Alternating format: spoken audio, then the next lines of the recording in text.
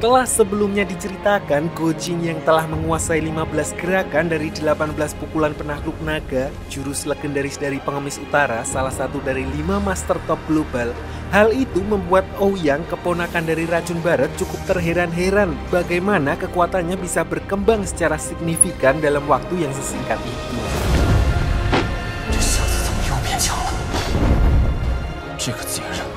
Di sisi lain, Wan Yan yang mendapat tugas dari Raja Zhao untuk menjadi mata-mata di wilayah dinasti Song justru tertangkap oleh pasukan dari Tuan Lu, seorang dermawan yang juga menjadi kepala desa di sana. Sebenarnya, Go Jing memiliki kesempatan untuk menyelamatkannya, tapi Huang Rong menyuruh Go Jing untuk bersabar mengingat kali ini bukan waktu yang pas, di mana dia lebih tertarik untuk menyelidiki terlebih dahulu siapa sebenarnya Tuan Lu dan kenapa beliau memiliki gerakan yang mirip seperti milik ayahnya. Saat itulah, mereka justru melihat seseorang yang mengendap-endap masuk ke ruang tahanan. Ternyata orang itu adalah Nianxi yang entah dari mana bisa mengetahui kalau Wan Yan tertangkap di sana dan berniat menyelamatkannya. Namun karena dia terjebak di dalam pola labirin, Huang Rong pun secara diam-diam membantunya keluar dari labirin tersebut dan pada akhirnya dia berhasil menemukan Wan Yan dalam kondisi terikat. Namun sampai di sini pun alih-alih melarikan diri, Wan Yan justru meminta kepada Nianxi untuk menemui Mei Chaofeng agar dia datang untuk menyelamatkannya. Entah apa alasannya, di sini Nianxi pun langsung bergegas menemui Mei Chaofeng di tempat yang telah diberitahukan oleh Wan Yan.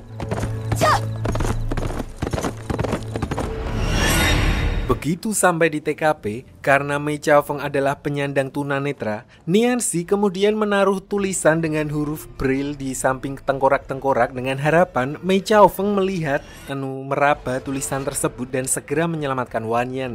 Namun tanpa diduga, yang datang bukanlah Mei Chaofeng, melainkan Ouyang yang melihat Nianxi sendirian di sana. Dia langsung menyuruh para muridnya untuk menculik Nianxi.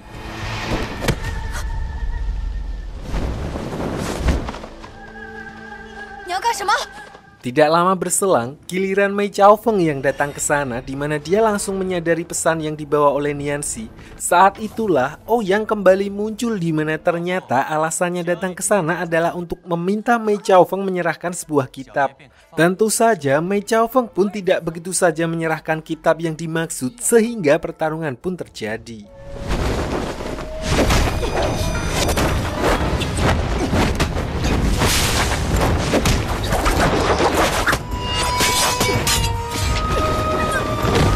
Awalnya secara face to face, tentu saja Ouyang dibuat kewalahan melawan Mei Chaofeng. Namun dia telah mempersiapkan rencana sebelumnya, yaitu dengan menggunakan jurus ular kadutnya, dan karena Mei Chaofeng tidak bisa melihat, hal itu cukup membuatnya terpojok hingga akhirnya muncul seseorang misterius anggota Soneta yang membantu Mei Chaofeng, di mana serangan seseorang misterius tersebut langsung membuat Ouyang memutuskan untuk pergi saat itu juga.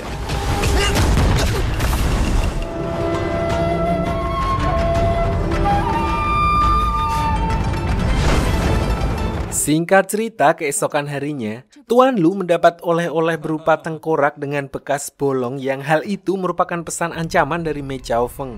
Menyadari siapa yang menjadi musuhnya, di mana kedatangannya kali ini bisa dipastikan akan membawa masalah bagi penduduk desa, beliau pun langsung menyuruh para anak buahnya untuk mengevakuasi wilayah tersebut. Beliau kemudian juga men-spill kalau Mei Chaofeng merupakan seseorang yang telah membuat kakinya lumpuh dan mengkhianati gurunya sendiri. Dari sini bisa disimpulkan kalau ternyata Tuan Lu dan Mei Chaofeng memiliki guru yang sama, yaitu iblis sesat atau ayahnya Huang Rong. Namun dia belum sadar kalau Huang Rong di depannya adalah anak dari gurunya.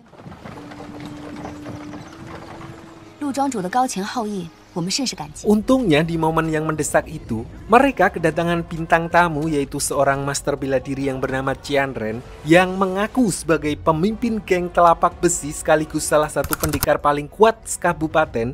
Intinya, beliau adalah sosok yang disegani di dunia seni bela diri karena kemampuannya yang bahkan setara dengan 5 master top global.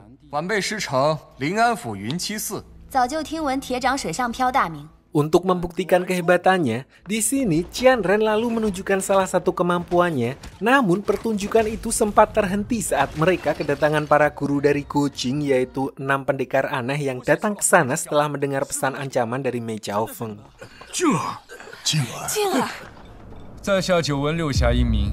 Namun, disinilah ketika merasa tersaingi, Qianren justru meremehkan ke-6 pendekar aneh ketika terjadi perbedaan pendapat dan menantang mereka, di mana Gojing sebagai murid mereka lalu mengajukan diri untuk mewakili para gurunya melawan Qianren.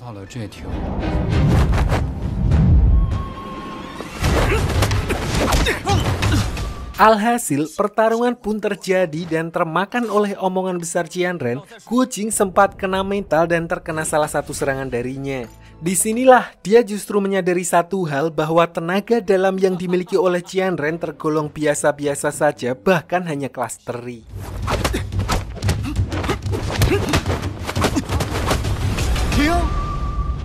Gojing lalu memastikannya dengan menantangnya memukulnya sekali lagi, dan benar saja, pukulan Qianren hanyalah pukulan kosong atau tidak terdapat tenaga dalam sama sekali, yang artinya selama ini dia hanya menggunakan trik sulap untuk pamer seolah-olah dia memiliki kemampuan jauh di atas para master sekalipun.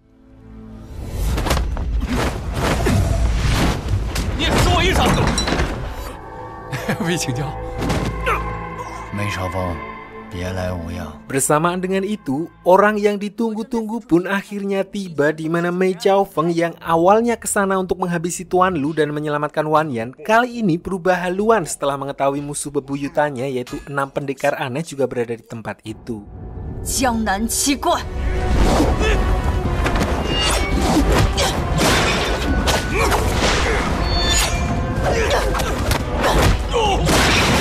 Pada pertarungan kali ini, diperlihatkan ilmu bela diri Mei Chaofeng yang telah meningkat drastis setelah dia bisa memulihkan kakinya, bahkan bisa kembali setara melawan 6 pendekar aneh. Tidak hanya itu, Gojing yang mencoba membantu para gurunya juga merasakan hal yang sama sampai pada akhirnya pertarungan tersebut terhenti ketika mereka mendengar Qianren mengatakan kalau ayahnya Huang Rong telah meninggal dan pelakunya adalah aliansi 7 pendeta. Hal itu tentu saja membuat semua orang di sana terperangah karena seperti diketahui, ayahnya Huang Rong adalah salah satu dari 5 master top global sekaligus guru dari Mei Chaofeng dan juga Tuan Lu.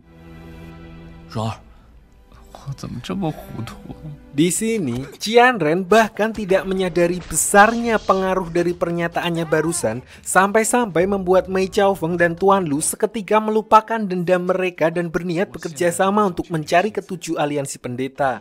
Hal yang sama pun juga dirasakan oleh Huang Rong, di mana di sini Tuan Lu baru menyadari kalau dia adalah anak kandung dari gurunya dan berjanji kepadanya kalau mereka akan menuntut balas.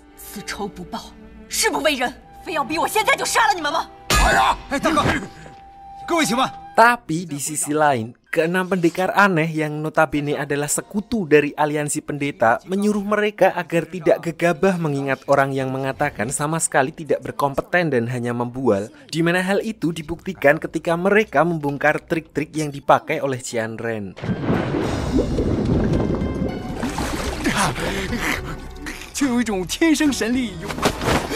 Singkat cerita, setelah dipaksa habis-habisan, barulah Qianren memberitahu yang sebenarnya kalau dia telah berbohong dan semua yang dia ucapkan hanya asal agar dia bisa bertahan hidup. Setelah selesai dengan masalah tersebut, Mei Chaofeng pun kemudian berniat melanjutkan pertarungannya dengan 6 pendekar aneh untuk menuntut balas kematian rekannya.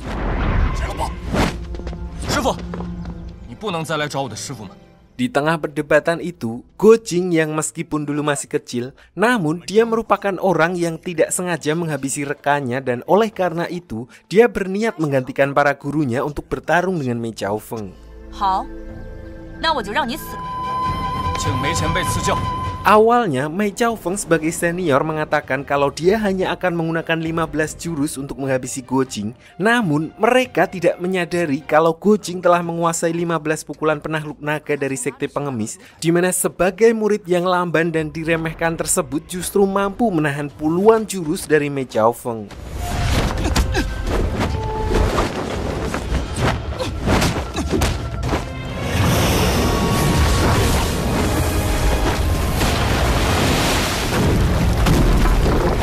Bahkan, dia mampu mengungguli Mei Chaofeng dengan memanfaatkan kekurangannya dengan menggunakan jurus-jurus silent yang minim bunyi, sehingga Mei Chaofeng justru dibuat keteteran karena terlambat menyadari arah pukulan kucing. Hingga akhirnya, tiba-tiba pria bertopeng yang tempo hari menyelamatkannya kembali muncul untuk menghalau serangan kucing.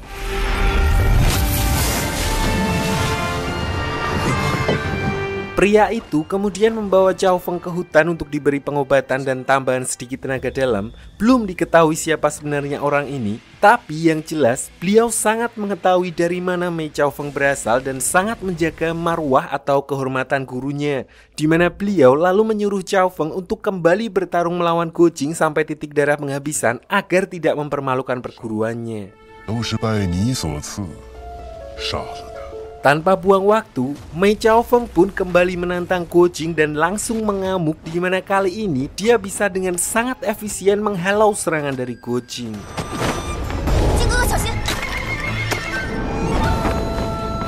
Saat itulah Huang Rong menyadari satu hal, kalau ada seseorang yang telah membantunya dengan melemparkan batu kerikil, di mana hal itu bertujuan untuk mengarahkan Mei Chaofeng agar mengetahui pergerakan dari musuh, dan semua itu merupakan ulah dari pria bertopeng yang sebelumnya membantunya.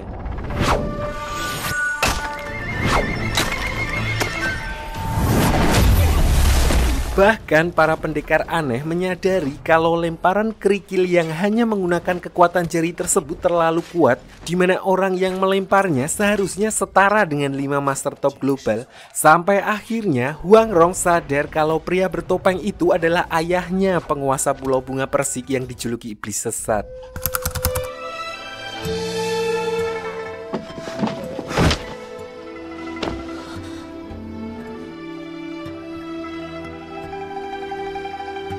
Mengetahui hal itu, Mei Chaofeng dengan perasaan yang sangat bersalah kemudian meminta maaf kepada gurunya tersebut atas tindakannya di masa lalu. Namun alih-alih membahas hal tersebut, beliau justru memarahinya karena telah menghilangkan kitab 9 yin.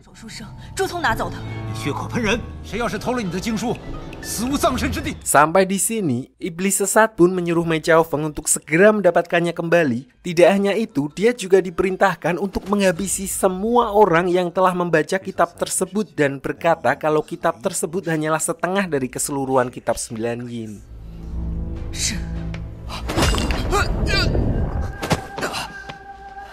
Tidak seperti julukannya, di sini diperlihatkan Iblis Sesat juga mengecek tenaga dalam milik anak dari Tuan Lu untuk memastikan anaknya tidak mempelajari jurus-jurus yang Tuan Lu dapatkan dari Pulau Bunga Persik. Dan ketika beliau telah memastikan, Iblis Sesat justru memberikan obat kepada Tuan Lu untuk mengobati kelumpuhan kakinya dan bergegas pergi setelah Huang Rong bersedia untuk kembali pulang ke Pulau Bunga Persik dan memberikan tekanan yang cukup mengerikan kepada kucing karena telah berani mendekati anaknya. 千万不要再过来了，我爹真的会杀你的，爹爹！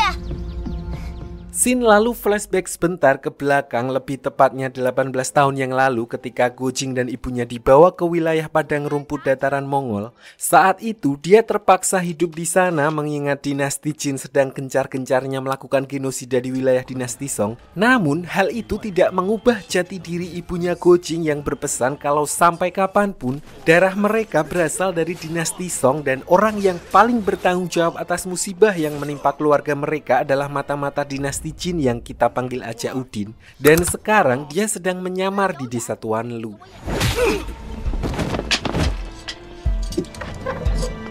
Kembali ke masa sekarang, diperlihatkan Udin yang sedang memanfaatkan kekacauan di depan untuk membebaskan Wan Yan di penjara, di mana dia justru keceplosan menceritakan tentang misi di desa ayahnya dan ayah Gojing.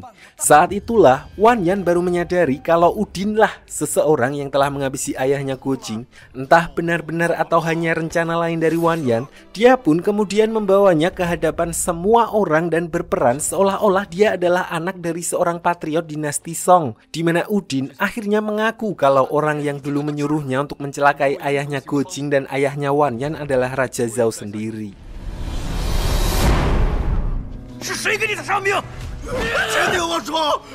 Tanpa menyelidiki lebih lanjut pengakuan dari Udin barusan, Wan Yan pun langsung menghabisinya saat itu juga, dan dari kejadian ini, hubungan Wan Yan dan Guo Jing menjadi semakin membaik, di mana kini mereka melanjutkan sumpah ayah mereka untuk bersaksi menjadi saudara angkat dan bekerja sama untuk menghabisi Raja Zhao demi membalas dendam atas kematian orang tua mereka.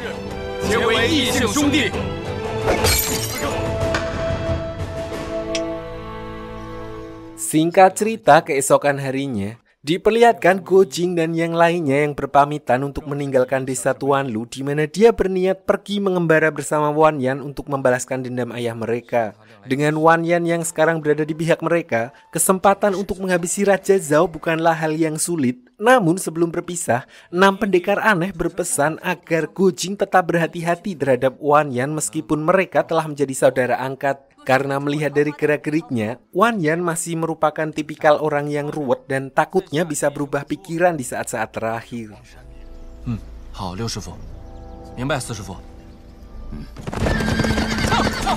Singkat cerita, di tengah perjalanannya, Wan Yan sempat merasa bimbang dengan keadaannya sekarang, di mana dia yang awalnya seorang pangeran dan memiliki puluhan pengawal, tapi sekarang dia hanyalah seorang mas-mas biasa yang tidak punya apa-apa. Bahkan jika dibandingkan dengan Guo Jing yang sekarang telah menguasai pukulan penakluk naga meskipun belum sempurna, Wan Yan masih jauh berada di bawahnya.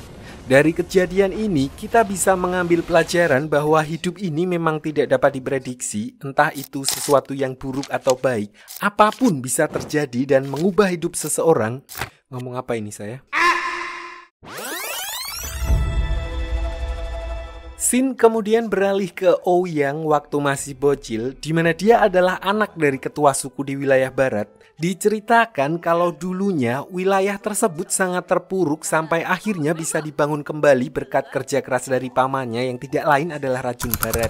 Namun beliau justru mengembalikan kepemimpinan wilayah tersebut kepada keluarga Ouyang dan memutuskan untuk tinggal sendirian di sebuah tempat terpencil.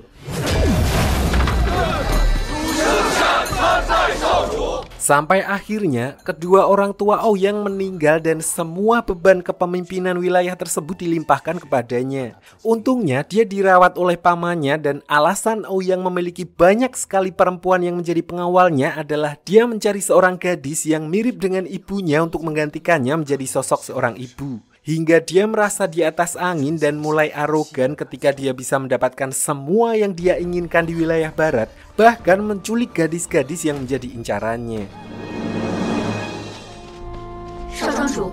Hal itu dibuktikan ketika Ouyang menculik Nianxi dan membawanya ke sebuah rumah kosong. Dia berniat untuk membawa pulang Nianxi untuk dijadikan istrinya. Namun karena menolak, Ouyang pun terpaksa menotok titik akupuntur di tubuh Nianxi dan menyembunyikannya di sebuah peti, di mana dia akan membawa paksa Nianxi pulang setelah urusannya selesai.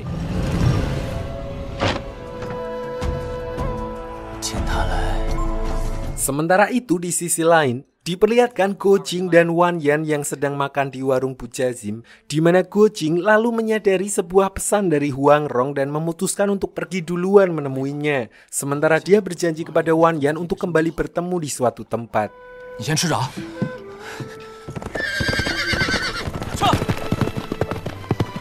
Singkat cerita, setelah bertemu dengan Huang Rong, paginya mereka sempat mendengar rumor dari meja sebelah yang membicarakan masalah terkait beberapa gadis yang menghilang secara misterius, di mana orang-orang di sana menduga bahwa hal itu merupakan ulah dari sekte pengemis. Mendengar hal itu, Guo Jing dan Huang Rong pun memutuskan untuk menyelidiki kasus tersebut lebih dalam. Mereka kemudian menyelinap masuk ke salah satu rumah seorang wanita yang disinyalir akan menjadi korban selanjutnya, di mana mereka bertemu dengan si tuan rumah dan dua anggota sekte pengemis yang justru menjaga rumah tersebut.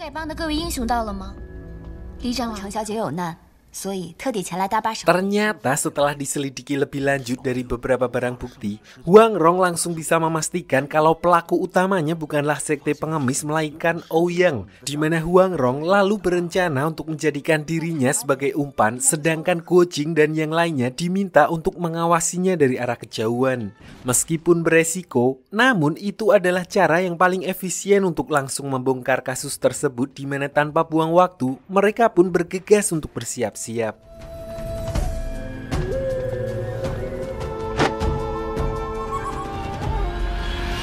Sialnya, ternyata Ouyang telah selangkah lebih maju dengan memasang perangkap kalau ada orang yang curiga dan mencoba menjebaknya, di mana Gojing dan kedua orang dari sekte pengemis langsung terkena gigitan ular yang justru membuat mereka keteteran.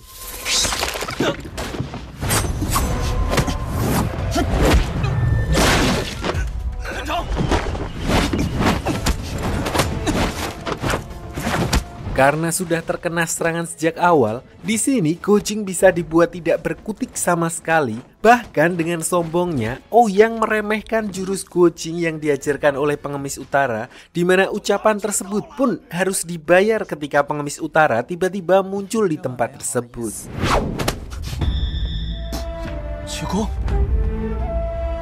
Sebagai seorang senior, pengemis utara sadar betul kalau beliau hanya akan menjadi bahan bulian oleh rival-rivalnya jika sampai menyerang Ouyang meskipun dia telah menghina sekte pengemis. Mengingat dari segi level, Ouyang hanyalah remah-remah untuk pendekar sekelas master top global sepertinya.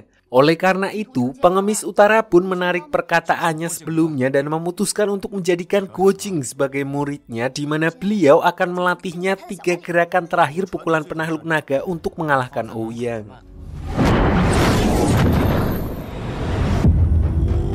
Walaupun Gojing adalah tipikal orang yang lemot, tapi intinya 3 gerakan terakhir dari jurus tersebut gampangnya adalah rangkuman dari ke-15 gerakan pertama, sehingga dengan sekali percobaan, Gojing langsung bisa memahami gerakan yang dicontohkan oleh pengemis utara. Bahkan dia berhasil menerapkan jurus barusan hanya dalam waktu singkat, dan itu artinya Gojing kini resmi mendapatkan jurus legendaris milik sekte pengemis, yaitu 18 pukulan penakluk naga secara sempurna.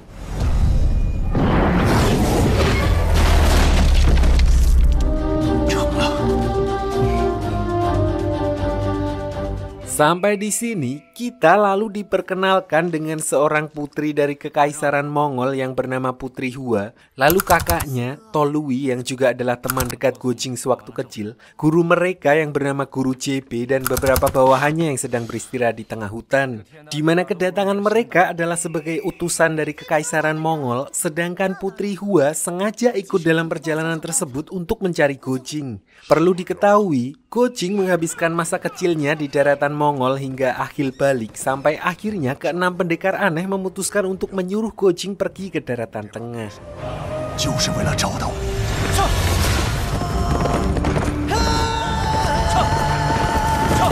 Jadi dulu, ada sebuah kejadian di mana saat terjadi perang, Gojing muda pernah menyelamatkan seseorang yang ternyata adalah ayahnya Putri Hua atau Kaisar Mongol. Sebagai rasa terima kasih, beliau lalu menjodohkan Gojing dengan anaknya, dan sekarang Putri Hua berniat menagih janji tersebut. Namun yang tidak mereka sadari adalah mereka saat ini berada di wilayah kekuasaan dinasti Jin, di mana tidak berselang lama, tiba-tiba Raja Zhao dan pasukannya muncul untuk menyerang mereka.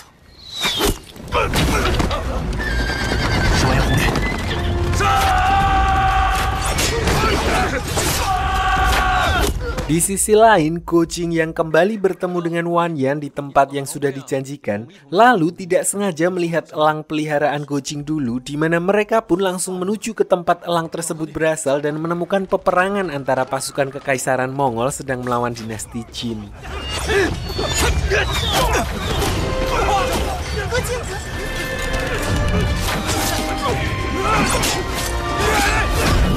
Otomatis mereka pun langsung membantu pasukan dari Mongol, di mana Wan Yan yang mengetahui kalau pasukan tersebut dipimpin oleh Raja Zhao lalu memutuskan untuk mencari keberadaannya demi membalaskan kedua orang tua kandungnya. Sementara Gojing dan Huang Rong akan menyusul dari belakang.